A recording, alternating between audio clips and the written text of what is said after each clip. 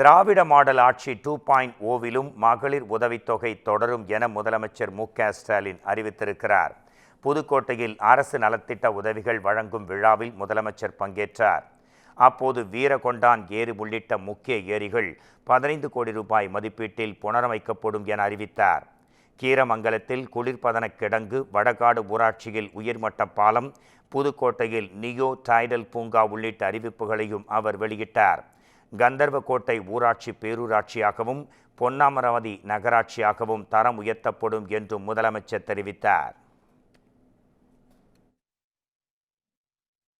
அறந்தாங்கி வட்டத்தில் இருக்கக்கூடிய வீரகொண்டான் ஏரி, செங்கலநீர் ஏரி உள்ளிட்ட முக்கிய ஏரிகள் 15 கோடி ரூபாய் செலவில் புனரமைக்கப்படும்.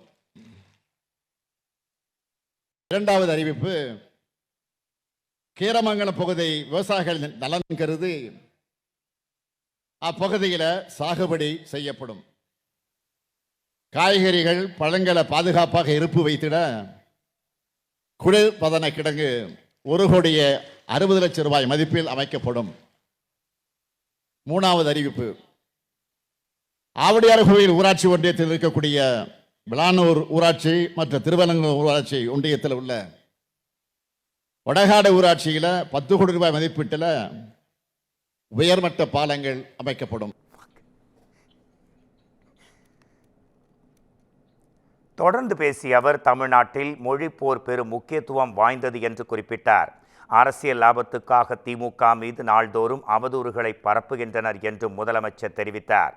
எங்கள் அண்ணன் தரும் மாதாந்திர சீர் மகளிர் உரிமை தொகை 1000 ரூபாய் என்று சகோதரிகள் கூறுவதாகவும் அவர் மேலும் கூறினார். தகுதியான மகளிருக்கு நிச்சயம் உரிமை தொகை வழங்கப்படும் என்றும் திராவிட மாடல் ஆட்சி 2.0விலும் அது தொடரும் என்றும் அவர் உறுதியுடன் தெரிவித்தார். நான் தெளிவா சொல்றேன், எங்க அண்ணன் ஸ்டாலின் கொடுக்கிற மாதாந்திர சீர்னு என்னுடைய சகோதரிகள் சொல்றாங்களே, இது உதவி தொகை அல்ல, உரிமை தொகை. இந்த தொகையை கொடுக்க ஆரம்பிக்கும் போது என்கிட்ட கேட்டாங்க, யாருக்கு இந்த 1000 ரூபாய் கிடைக்கும்னு கேட்டாங்க. சட்டமன்றத்தில் கேட்டாங்க. நான் சொன்னேன், யாருக்கெல்லாம் 1000 ரூபாய் தேவையோ அவங்களுக்கெல்லாம் கிடைக்கும். இப்பவும் சொல்றேன், தகுதியுள்ள எல்லோருக்கும் நிச்சயம் கிடைக்கும். நான் உறுதியோடு சொல்றேன், தமிழ்நாட்டு மகளிர் முன்னேறி வருவதற்கு துணையா இருக்கக்கூடிய இந்த கலைஞர் மகளிர் உரிமை தொகை தமிழ்நாட்டினுடைய வளர்ச்சியின் அடுத்த கட்ட பாய்ச்சலுக்கு அடித்தளமா இருக்கிறப்ப